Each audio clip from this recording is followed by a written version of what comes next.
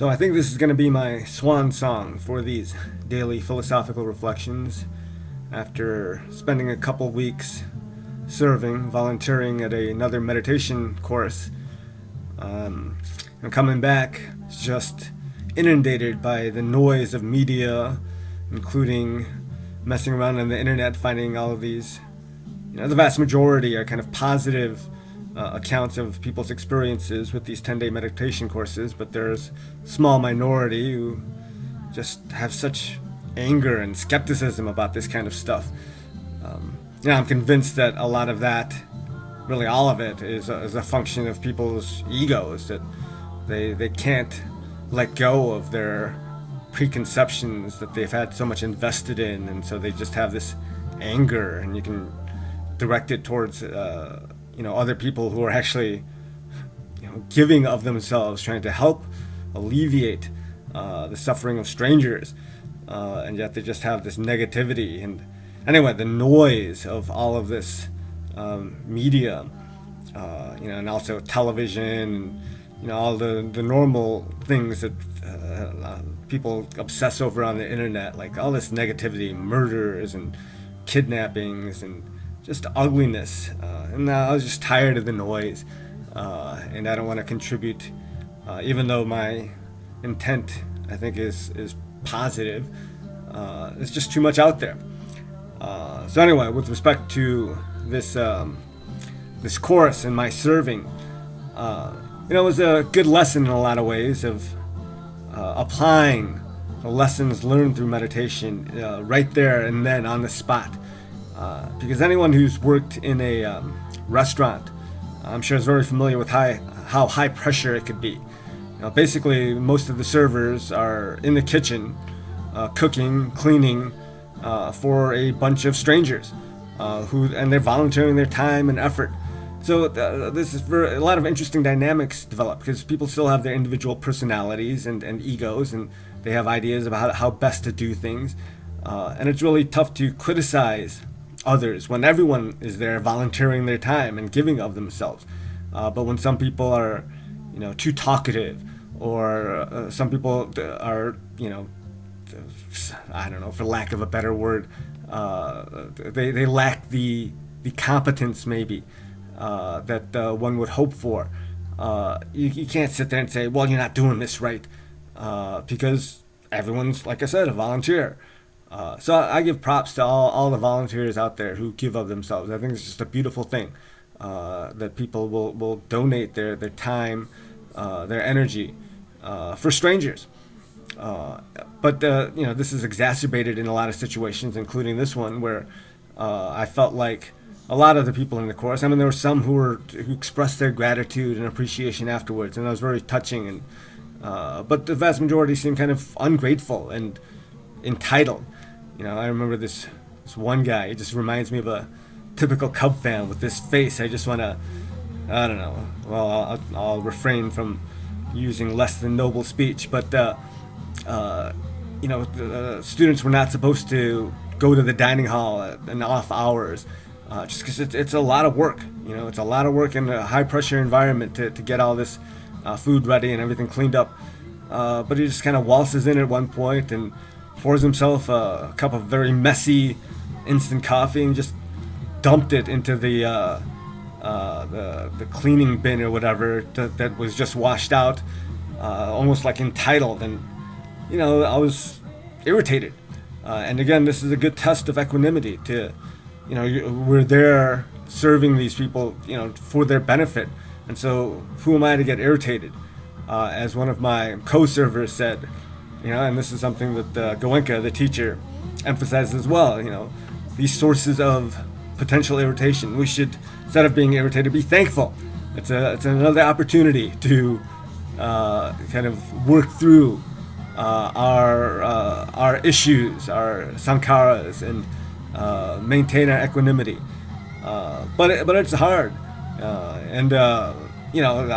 remember washing dishes, and people are supposed to pre-wash things to make things easier, the students. But the 1 out of 10 dishes that someone just was too good, I guess, to bother cleaning their own dish, would slow everything down and just thinking, oh, can't people just follow these basic instructions to make life easier for everybody else?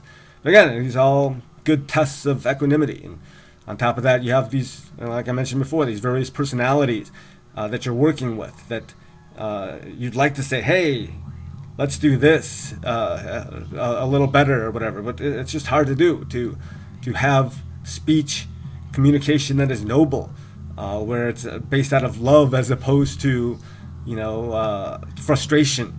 When you have a kitchen manager barking orders and feeling free to just interrupt any type of situation, and it's clearly a function of ego, thinking that I am the boss, so I will.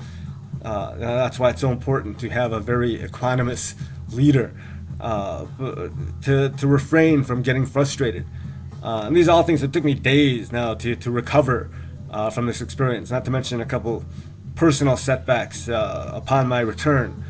All of this contributed to me kind of saying, well, maybe I should just devote myself to my personal affairs and give up trying to espouse the virtues of this practice and let people discover it for themselves. Because as I've mentioned previously, people never learn from others in terms of them telling them what's good or what to do. It's always through example. You see a person that radiates this goodness, and you want to be like that person. All of these critiques of Goenka and this course, it's very telling that's filled with negativity and ugly language and stuff like that. I think Goenka himself, if he would be confronted by such critiques, he would just smile and say, whatever, not in a contemptuous way, but in a compassionate way. And again, this is something that can't be taught through words. It's just through example, and it's hard, again, in this context of serving, where it is a really high pressure restaurant-like environment, to maintain that metta, that love. I remember near the end of the course, I wanted to vent a little bit, and there was one guy there, and I shouldn't make it sound so negative. There were several people who I thought were just very noble the way they carried themselves throughout the whole process. But one guy in particular, he's been probably the longest term or had the most experience with that type of thing, and I wanted to just like I said, vent and complain. But he's like, well, noble speech. There's no sense in complaining. I understand why in restaurants people chain smoke cigarettes during their breaks and complain to each other about management and stuff like that. But really, there's no point in it. It's just smile and carry on. And it's a very difficult thing to do. And in that respect, I'm very grateful for the experience to again teach me how to maintain equanimity under pressure. It's one thing to do it when everything's all good, but when you're surrounded by people who all have their agendas, it's very difficult. And I could have done better, but at the same time, it's a learning process, and I'm grateful for that opportunity. I don't know. I have some notes here I'm looking at. If there's anything else I was going to say, I had this big plan of kind of going through various individual personalities, but again, what's the point? Hurt people's feelings if they recognize themselves in the unlikely event that they would watch this video. The people like to think they're indispensable. And then one thing, concrete lesson in working in this kind of team environment is that really no one's indispensable. If you're gone, no matter how much work you put in, no matter how you think, well, this won't get done without me, it'll get done. And that's like life in general. I feel like, for example, I'm indispensable to my children. And, granted, a parent to a child, that's a very unique relationship. But, it's a function of ego. You do the best you can while you can do it. But don't think that you're so special that, no one else can do what you do. Things will get done. And like I said, just do the best you can while you're there, with love, with compassion, as much as you're able to muster in any given circumstance. and then keep working to cultivate that. All right, like I said, this is probably it. So thanks. Bye.